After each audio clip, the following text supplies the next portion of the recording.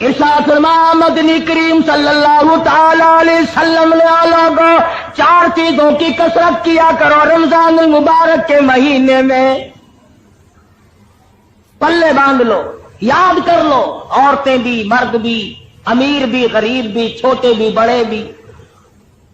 فرمایا ہر وقت، ہر آن، ہر گھڑی، ہر لمحہ چلتے پھرتے اٹھتے بیٹھتے کاروبار کرتے زمین کا کام کرتے دفتر میں کام کرتے لا الہ الا اللہ لا الہ الا اللہ لا الہ الا اللہ محمد الرسول اللہ۔ فرمایا جب میرا بندہ روزہ دار ہو کر لا الہ الا اللہ کا ورد لگا کرتا ہے میرا عرش عظیم ہلنے لگ جاتا ہے۔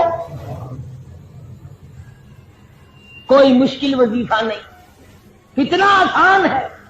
برتن بھی مانجتی رہو، لا الہ الا اللہ بھی پڑھتی رہو، کپڑے بھی دھوتے رہو اور لا الہ الا اللہ بھی پڑھتے رہو، کپڑے سیتے بھی رہو، پھول بھی نکالتے رہو، دفتر کا کام بھی کرتے رہو، استغفر اللہ بھی پڑھتے رہو۔ حضور نے فرمایا 4 کام کرو، ایک پہلے کلمے کا ورد بناؤ، اتنا زبان عادی ہو جائے کہ سوتے میں بھی تیری زبان سے لا الہ الا اللہ نکلے۔ میں نے اپنی زندگی میں ایک آدمی کو دیکھا ہندوستان میں بچہ تھا، وہ داڑھی والا تھا، پڑھتے تھے ہم مدرسے میں۔ آپ یقین کریں گے میں مسجد میں بیٹھا ہوں باوضو، ساری رات بالکل سویا کرتا تھا اور اس کے منہ سے پورا درود شریف ہر وقت نکلتا رہتا تھا۔ سنا ہوا نہیں، ہمارے ساتھ وہ طالب علم کم سے کم 1 سال پڑھتا رہا، بالکل سویا ہوا اور درود شریف پورا مکمل زبان سے جاری ہو رہا۔ تو لا الہ الا اللہ کا عادی بن، لا الہ الا اللہ کا اپنے آپ کو عادی بنا، زبان کو عادی بنا۔ اور اس کا ترجمہ بھی یاد کیا کر، لا الہ الا اللہ، حاجت روا کوئی نہیں، مشکل کشا کوئی نہیں، بگڑی بنانے والا کوئی نہیں، بیماری دینے والا کوئی نہیں، بیماری دے کر دور کرنے والا کوئی نہیں، پتر اولاد دینے والا کوئی نہیں، دے کر لے لینے والا اس کے سوا کوئی نہیں، اجاڑ کر بسا دینے والا کوئی نہیں، بسوں کو اجاڑ دینے والا کوئی نہیں، آباد بنگلوں کو برباد کر دینے والا لا الہ الا اللہ اس کے سوا کوئی نہیں۔ ترجمہ یاد کیا کرو، دل میں پکا لو اس بات کو، اللہ کے سوا ایک سانس کا کوئی مالک نہیں۔ اللہ پاک نے یہ سانس گن کر ڈال رکھے، جب وہ پورے ہو جائیں گے پوری دنیا کی طاقت اور پوری دنیا کا سونا چاندی ہیرے جواہرات پولیس فوج مل کر کسی کا ایک سانس نہیں بڑھا سکتے۔ اس لیے لا الہ الا اللہ محمد الرسول اللہ صلی اللہ علیہ وسلم، اللہ کے سوا معبود کوئی نہیں، اور محمد عربی سب کہہ دو صلی اللہ علیہ وسلم کے سوا ہمارا محبوب نبی اور پیغمبر کوئی نہیں۔ خدا اپنی خدائی میں وحدہ لا شریک ہے، مصطفیٰ کریم اپنی مصطفائی میں وحدہ لا شریک ہے۔ خدا کے بعد خدا کوئی نہیں، مصطفیٰ کے بعد نبی کوئی۔ جو خدا کے بعد کسی قبر کی مٹی کو، کسی درخت کے پتے کو، کسی چشمے کے پانی کو حاجت روا مانتا ہے وہ بھی لا الہ الا اللہ کو نہیں مانتا۔ اور جو ہمارے پیغمبر حضرت محمد الرسول اللہ صلی اللہ علیہ وسلم کے بعد کسی کو نبی مانتا ہے وہ بھی اس امت سے خارج ہے اور دائرہ اسلام سے خارج ہے۔ کیوں؟ شرک فی توحید بھی حرام ہے، شرک فی نبوت بھی حرام ہے۔ ہم خدا کی خدائی میں کسی کو شریک نہیں مانتے، مصطفیٰ کریم کی مصطفائی میں کسی کو شریک نہیں مانتے۔ اللہ پاک نے اپنے محبوب کو دولتوں سے نوازا ہے۔ میں یوں کہوں خدا کی قسم یہ رمضان کی گھڑیاں تجھے کالی کملی والے کے صدقے میں ملی ہے۔ اللہ کا قرآن ملا، نبی کا فرمان ملا، دین کی عظمت ملی، صحابہ کرام ملے، درود شریف ملا، کلمہ ملا، تو فرمایا لا الہ الا اللہ محمد الرسول اللہ کی کثرت کیا کر، استغفر اللہ ربی من کل ذنب واتوب الیہ، استغفر اللہ الذی لا الہ الا هو الحی القیوم واتوب الیہ، استغفار کی کثرت کیا کر۔ حضرت حسن بصری رحمہ اللہ بڑے ولی ہیں، بڑے بزرگ ہیں، ان کی خدمت میں 7 قسم کے آدمی آئے۔ ایک آدمی نے کہا میری شادی نہیں ہو رہی، ایک آدمی نے کہا کاروبار نہیں ہے، ایک آدمی نے کہا میری ساتھ دشمنی ہے، ایک آدمی نے کہا میں بیمار ہوں۔ تو خواجہ حسن بصری رحمۃ اللہ علیہ نے سب کو فرمایا استغفر اللہ ربی من کل ذنب واتوب الیہ، یہ پڑھا کرو۔ ان میں سے کچھ لوگ کہنے لگے کہ جی مرض تو الگ الگ اور دوا ایک، جیسے آج کل مرض کتنے ہی ہوتے ہیں، بعض ڈاکٹر 2 بوتلیں نہیں رکھتا، 28 نمبر 30 نمبر، جو بیماری ہوئی اسی میں سے ڈال دی، نکالو 20 روپے۔ تو کہا کیا ہے حسن بصری، مرض مختلف ہے، حاجتیں ضرورتیں الگ الگ ہیں، اور دوا ایک فرمائی آپ نے کہ سب استغفار پڑھو۔ خواجہ حسن بصری رحمۃ اللہ علیہ فرمانے لگے اولادا، استغفار پڑھنے سے آدمی کے گناہ یوں جھڑتے ہیں جیسے سردی میں درخت کے پتے جھڑ جاتے ہیں۔ استغفار پڑھنے سے آدمی کے گناہ یوں جھڑتے ہیں جیسے درختوں کے پتے جھڑتے ہیں، اور جب گناہ معاف ہو جاتے ہیں مالک سے جو مانگے گا وہی مل جائے گا، جو مانگے گا وہی مل جائے گا، معبود سے جو مانگے گا جھولی پھیلا کر وہی مل جائے گا۔ اسی لیے کہتا ہے کہ خواجہ حسن بصری رحمۃ اللہ علیہ نے سب کو استغفار ایک دوا بتلائی، تو لا الہ الا اللہ محمد الرسول اللہ اور استغفار، یہ 2 چیزیں حضور صلی اللہ علیہ وسلم نے فرمائی، اور تیسری چیز فرمائی جنت مانگا کرو، بہشت طلب کرو رمضان میں، یا اللہ جنت عطا فرما، یا اللہ دوزخ سے بچا۔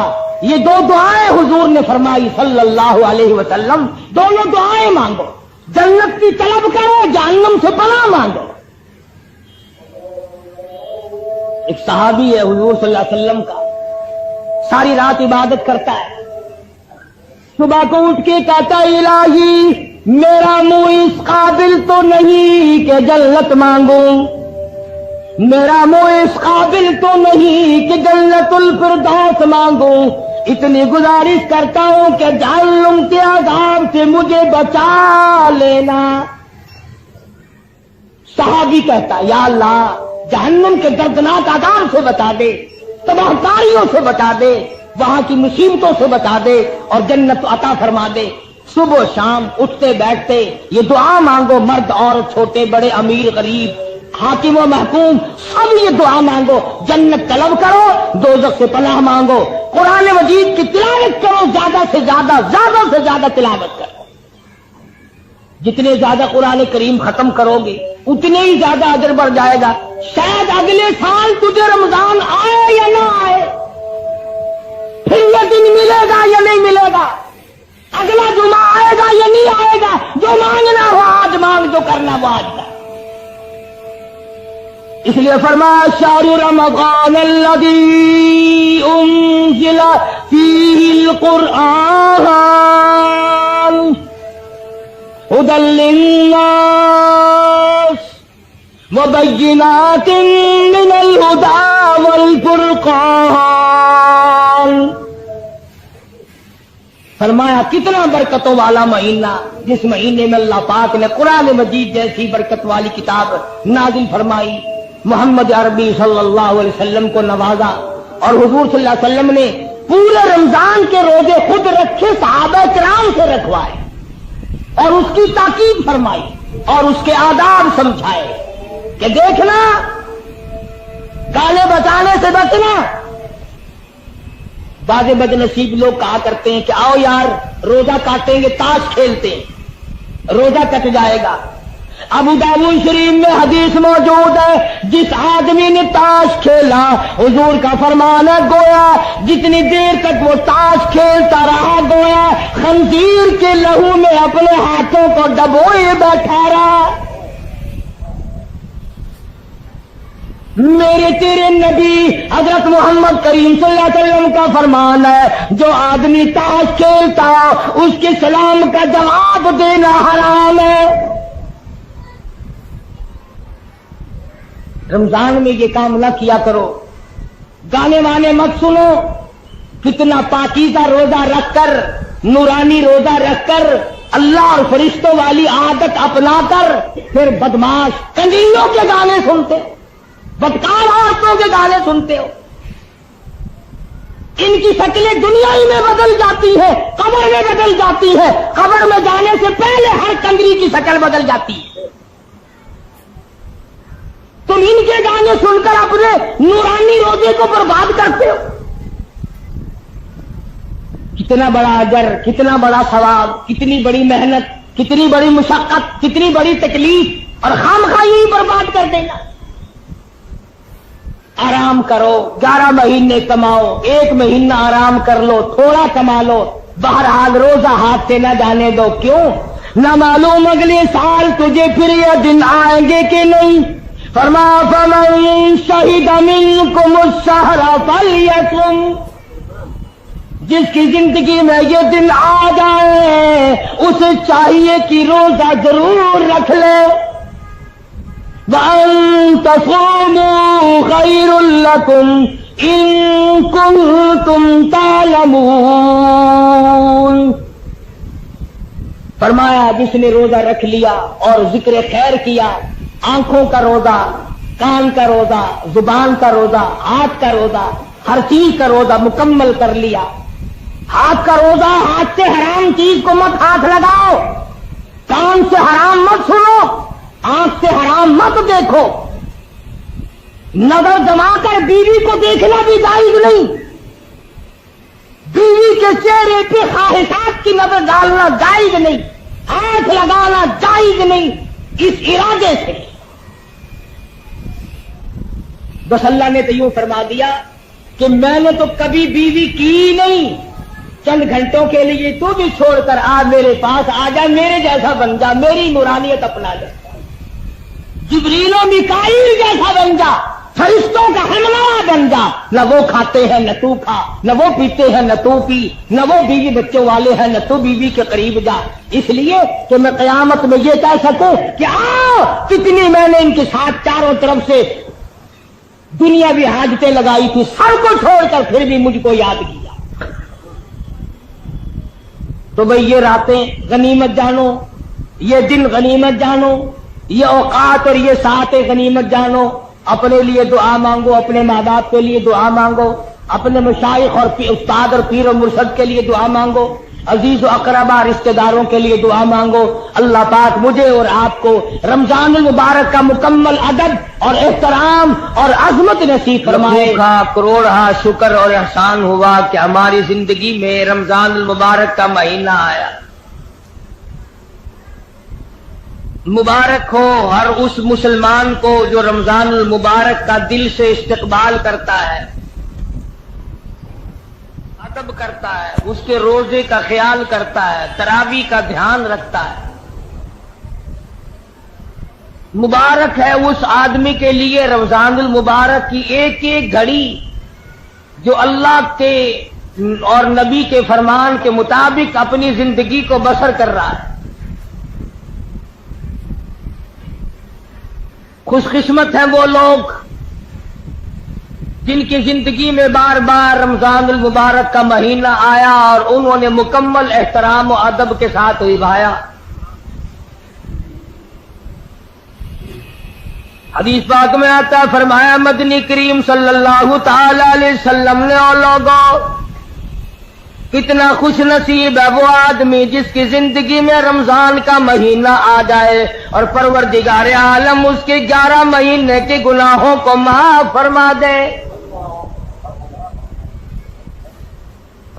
ارشاد فرمایا مدنی کریم صلی اللہ تعالی علیہ وسلم نے، او لوگوں، رمضان المبارک کی ایک ایک گھڑی، ایک ایک ساتھ، ایک ایک منٹ، ایک ایک سیکنڈ کی قدردانی کرو، یہ تمہارے لیے بہت بڑا عظمتوں والا مہینہ ہے، اللہ کی رضا کا سبب بنتا ہے، قرب خدا بندی کا سبب بنتا ہے۔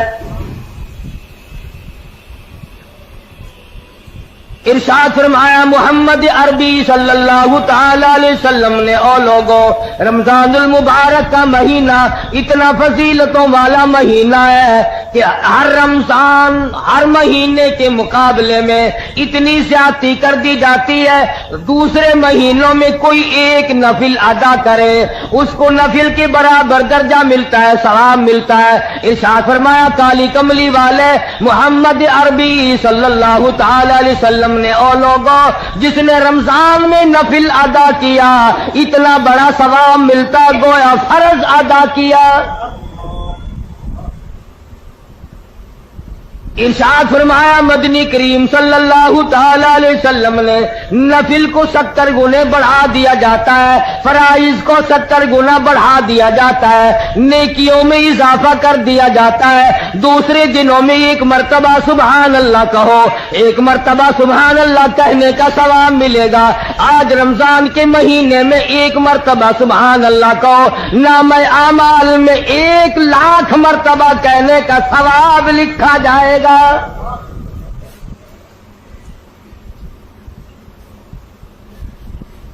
ارشاد فرمایا مدنی کریم صلی اللہ تعالی علیہ وسلم نے، دوسرے دنوں میں قرآن مجید کی ایک آیت تلاوت کر، تجھے 10 نیکیاں ملیں گی، 10 درجے بلند ہوں گے، 10 گناہ معاف کر دیے جائیں گے۔ لیکن رمضان المبارک کا مہینے کی برکت سے 27 گنا ہر ثواب کو بڑھا دیا جاتا ہے۔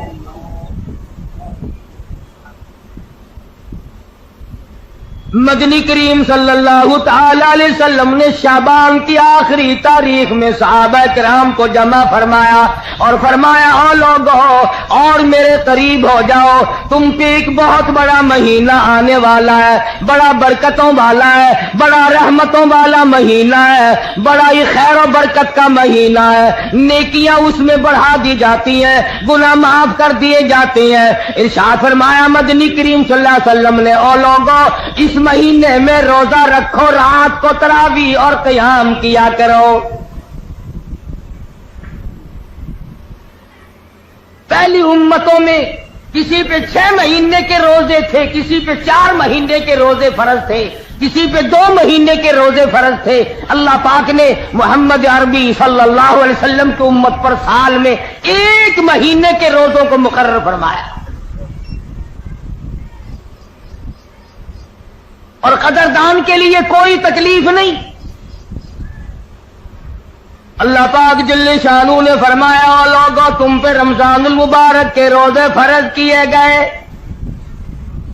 ہر عاقل بالغ مرد عورت پر، بادشاہ ہو، وزیر ہو، سفیر ہو، امیر ہو، غریب ہو، فقیر ہو، مرد ہو، عورت ہو، بوڑھا ہو، جوان ہو، روزے فرض ہے۔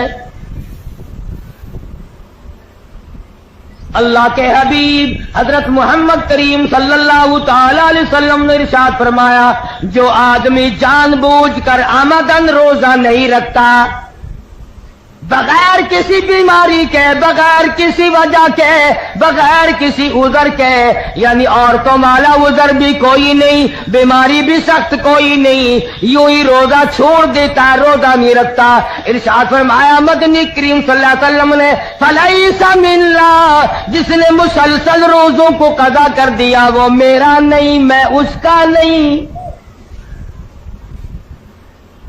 میری امت سے خارج ہے۔ ارشاد فرمایا مدنی کریم صلی اللہ تعالی علیہ وسلم نے، او لوگوں قدر کرو، پچھلے سال بے شمار لوگ زمین پہ تھے، کھا رہے تھے، پی رہے تھے، کما رہے تھے، دن دنا رہے تھے، گانے بجانے میں مصروف تھے، طرح طرح کی عیش و عشرت میں مصروف تھے، کسی نہ کسی بہانے سے موت آ گئی، آج جا کے دیکھو قبروں میں پڑے ہوئے آہیں بھر رہے ہیں۔ علماء کرام نے لکھا ہے ادھر رمضان المبارک کا چاند نظر آتا ہے، ادھر عذاب قبر اٹھا لیا جاتا ہے۔ قبروں میں عذاب جھیلنے والے مردے عرض کرتے ہیں الہی کیا ہوا، کیا تیری کریمی اور مہربانی ہو گئی؟ ایک عرصے کے بعد یہ چین کا سانس ملا، یہ سکون ملا، کیا ہوا؟ جواب ملے گا رمضان کا مبارک مہینہ آ گیا۔ قبروں میں لیٹنے والے مردوں کو پتہ چل جاتا رمضان کا، بازے بازے نوجوانوں کو، بازے بازے دکانداروں ذمہ داروں کو، زندوں کو پتہ نہیں چلتا۔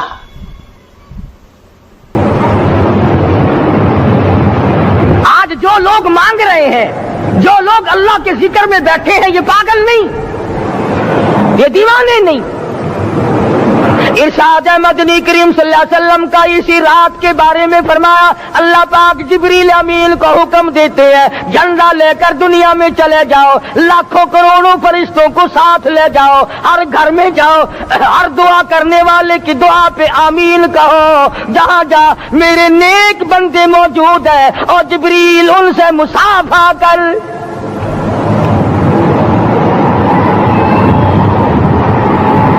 قسم کا آدمی آج بھی محروم ہے، مرد بھی عورتیں بھی کان کھول کر سن لیں، 4 قسم کے آدمی آج کی رات بھی اللہ کی رحمت سے محروم ہے، شب قدر کی برکتوں سے محروم ہے، سعادتوں سے محروم ہے، رمضان کی خوشبختیوں سے محروم ہے۔ 4 قسم کا آدمی۔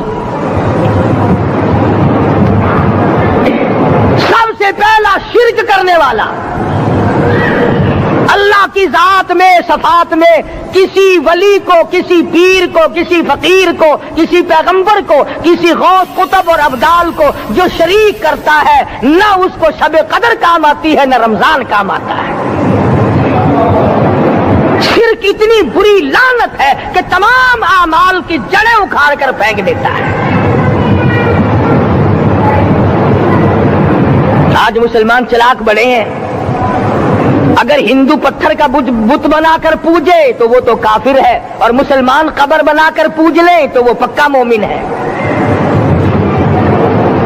الف لام میم سے لے کر والناس تک سارا قرآن پڑھو، ترجمے چھپے ہوئے ترجموں کے قرآن پڑھو۔ فرمایا لا تشرک باللہ، اے معاذ اللہ کی ذات و صفات میں کسی کو شریک نہ بنانا، ان قتلت او شریک نہ بنانا۔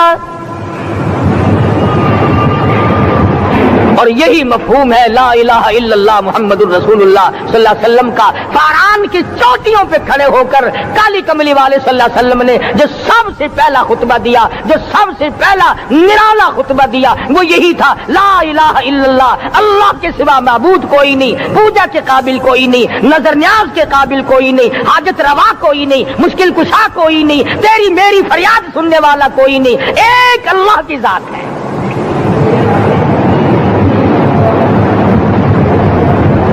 آج تو لوگ درختوں کی پوجا الگ کرتے ہیں، پانی کی پوجا الگ کرتے ہیں، قبروں کی پوجا الگ کرتے ہیں، پھر مومن کے مومن ہیں۔ تو 4 قسم کے آدمی اس رات میں جو اللہ کی رحمت سے محروم ہے۔ سب سے پہلا شرک کرنے والا، دوسرے نمبر پہ جس کے گھر میں کتا ہو یا خنزیر ہو، شوقیہ کتا یا خنزیر پال رکھا ہو۔ تیسرے نمبر پر وہ مرد عورت جو بدکاری بدماشی کر کے بے غسلے پڑے ہوں، اس گھر میں جبریل یا کوئی رحمت کا فرشتہ آج دریائے کرم بہ رہا ہے پھر بھی نہیں جاتے۔ اور چوتھے نمبر والا جو مسئلہ ہے، اس میں ایسا معلوم ہوتا ہے کہ ہمارے کسی کے گھر میں بھی فرشتے نہیں جائیں گے۔ اب پہلے 3 نمبروں میں تو آپ خوش ہو گئے ہوں گے کہ الحمدللہ کافی سارے لوگ ہیں جو شرک نہیں کرتے یا کتا خنزیر نہیں پالتے، الحمدللہ نیک لوگ ہیں، اچھی نسل ہے، شرافت والے ہیں، بدکاری بدماشی زنا بھی نہیں کرتے۔ مگر چوتھا جرم ایسا ہے کہ وہ عام لوگ کرتے ہیں اور عام گھر محروم رہ جاتے ہیں، اور وہ ہے شوقیہ تصویر گھر میں رکھنا۔ ایک لڑکا اٹھتا ہے گھر میں، کبھی کسی کی تصویر لگا لیتا ہے، کبھی کسی کی تصویر لگا لیتا ہے، ایک لڑکے نے جو حرکت کی سارا گھر محروم ہو گیا اللہ کی رحمت سے۔ شب قدر والی رات میں، لیلۃ القدر کی رات میں، نجات والی رات میں، کامیابی والی رات میں، رستگاری والی رات میں، اللہ کی رحمت والی رات میں، بخشش والی رات میں، آج کی رات میں اللہ پاک کروڑوں آدمیوں کو دوزخ سے نکال کر جنت کا داخلہ عطا فرمائیں گے۔ یہ 4 قسم کے آدمی پھر بھی محروم ہیں۔ اپنے آپ کو بچانے کی کوشش کرو، عام رحمت برسے پھر بھی اگر محروم رہ جائے کتنی بری بات ہے۔ امام فخر الدین رازی رحمت اللہ علیہ نے لکھا ہے کہ شب قدر کی عبادت اگر ایک رات کسی کو مل جائے تو 83 سال 4 مہینے مستقل عبادت میں گزارنے کا ثواب ملتا ہے۔ لیلۃ القدر یہ وہ برکت والی رات ہے، یہ وہ رحمت والی رات ہے، اور لوگوں مانگنے والی رات ہے، جھولی پھیلانے والی رات ہے، بگڑی بنوانے والی رات ہے، اجڑوں کو بسانے والی رات ہے، بچڑوں کو ملانے والی رات ہے، اللہ کا دروازہ کھٹکھٹانے والی رات ہے، اللہ کے آسمان کی طرف سے آوازیں آتی ہیں، مانگو کیا مانگتے ہو، وہ رات ہے۔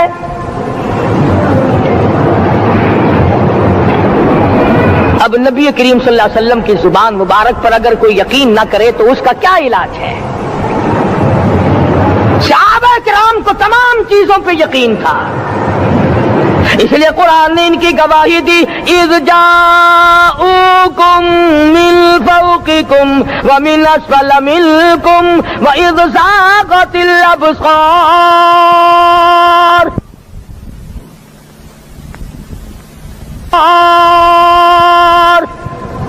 وبلغت القلوب الحناجر۔ فرمایا کہ صحابہ کے سانس گلے میں اٹک گئے تھے، پیاس اور بھوک کی وجہ سے میدان جہاد میں کھڑے تھے، پریشان حال تھے، مگر پھر بھی اتنا مضبوط ایمان تھا، کہتے تھے وما زادہم الا ایمانا و تسلیما، ہمارا نبی سچا، ہمارا خدا سچا، ہمارا قرآن سچا۔ بے شمار واقعات قرآن کریم پیش کرتا ہے صحابہ کرام کے کہ انہوں نے اپنی زندگی میں کبھی بھی اس قسم کا کام نہیں کیا جس سے اسلام بدنام ہوتا ہو۔ حضرت امیر معاویہ رضی اللہ تعالیٰ عنہ کاتب وحی قرآن کا منشی، اتنا سچا عاشق تھا، اتنا بڑا دیوانہ اور پروانہ تھا، صلح حدیبیہ والے دل جو مدنی کریم صلی اللہ علیہ وسلم کے منہ مبارک، بال مبارک ہاتھ آئے، حضور کے ناخن ہاتھ آئے، آخری وقت میں وصیت کی جب مجھے غسل دے کر فارغ ہو جاؤ، جب کفن پہنا چکو، جب میرا منہ کفن میں چھپانے لگو، میرے آقا کے ناخن اور بال میرے آنکھوں پہ رکھ دینا۔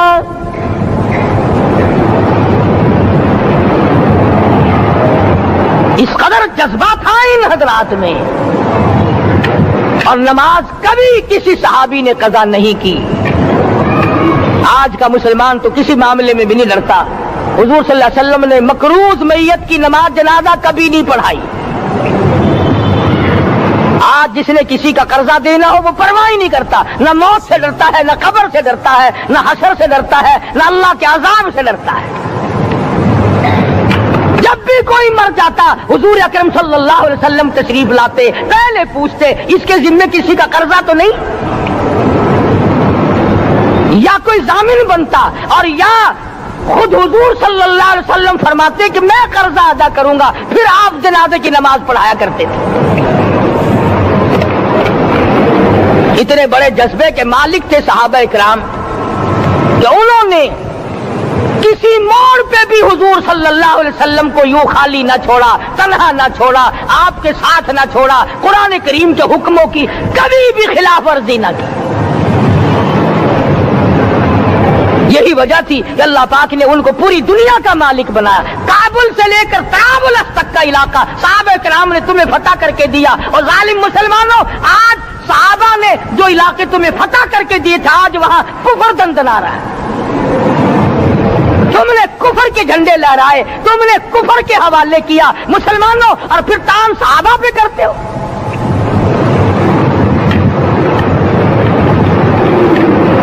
آج کی رات کے بارے میں قرآن کریم فیصلہ کرتا ہے, فرمایا لیلۃ القدر خیر من الف شہر, 1000 مہینوں سے بہتر ایک رات عطا ہو گئی. اللہ کے لاڈلے نبی حضرت محمد الرسول اللہ سب کہہ دو صلی اللہ علیہ وسلم کو رنج ہوا, میری امت کی عمریں کم ہیں, پہلی امتوں کے لوگ بازی لے جائیں گے, ان کی نیکیاں بڑھ جائیں گی. اللہ پاک نے فرمایا میرے محبوب غمزدہ نہ ہو, پریشان نہ ہو, میں نے تیری امت کو ایک رات ایسی دے دی جو 1000 مہینوں سے بہتر ہے. مگر آج کی رات میں کون سے سینما بند ہو گئے, آج کی رات میں لوگوں نے کون سا جوا کھیلنا چھوڑ دیا, آج کی رات میں کون سے لوگوں نے روزے رکھ کر عبادت میں نیت باندھ لی. الحمدللہ نیکی کرنے والوں کی بھی کمی نہیں, مگر بغاوت کرنے والوں کی بھی تختے زمین پہ کمی نہیں. خدا کہتا مانگو کیا مانگتے ہو, ہم کہتے نہیں ہمیں ضرورت ہی نہیں. فرمایا تنزل الملائکۃ والروح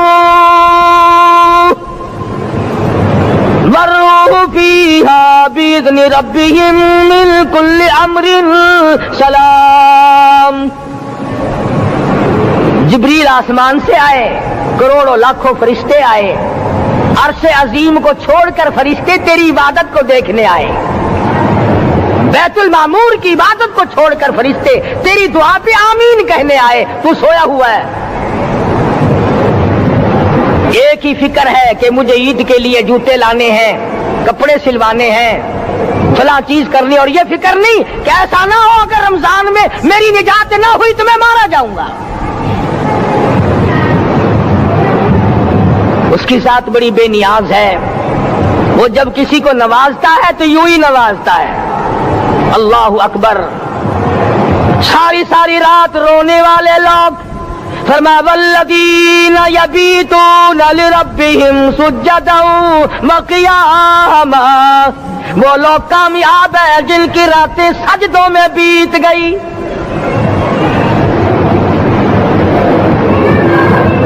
ان مسجدوں میں ہم سے قرآن نہیں پڑھا جاتا, پنکھوں کے نیچے قرآن نہیں پڑھا جاتا.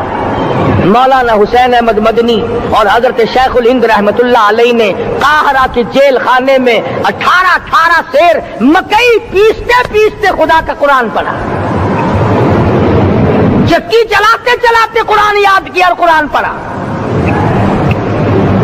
مولانا ابوالکلام آزاد نے رانچی جیل میں خدا کا قرآن پڑھا. مجدد الفسانی نے گوالیار کے جیل خانے میں خدا کا قرآن پڑھا. دلی کے چاروں طرف 4000 عربی مدرسے تھے, 4000 عربی مدرسے تھے. انگریز سے مقابلہ کیا علماء نے, اللہ والوں نے. کفر کے سامنے سر جھکایا نہیں, کفر کے سامنے ڈرے نہیں, مرعوب نہیں ہوئے, مغلوب نہیں ہوئے. 4000 مدرسوں میں سے دلی سے مراد آباد تک, دلی سے پانی پت تک, دلی سے لے کر غازی آباد تک, چاروں طرف کے علاقے میں کوئی درخت ایسا نہ تھا جس پہ کسی عالم دین کی لاش نہ لٹکی ہو.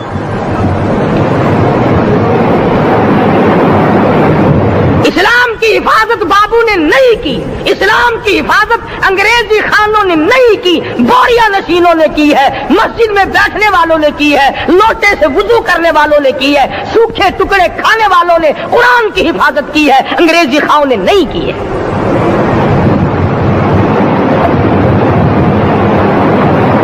مولانا جعفر تھنیسری رحمت اللہ علیہ, مولانا حمید اللہ, مولانا یحییٰ صورت والے, 3 عالم دین کو پکڑا ہے انگریز نے. کالے پانی میں جاؤ, کئی میل لمبا چوڑا قبرستان جا کے وہاں دیکھو گے, اور ان کی قبروں کے پاس کھڑے ہو کے پوچھنا تم یہاں کیوں آئے تھے, خدا کی قسم سارے تمہیں جواب دیں گے ہم اپنی قوم کے ساتھ وفاداری کرتے ہوئے آئے ہیں.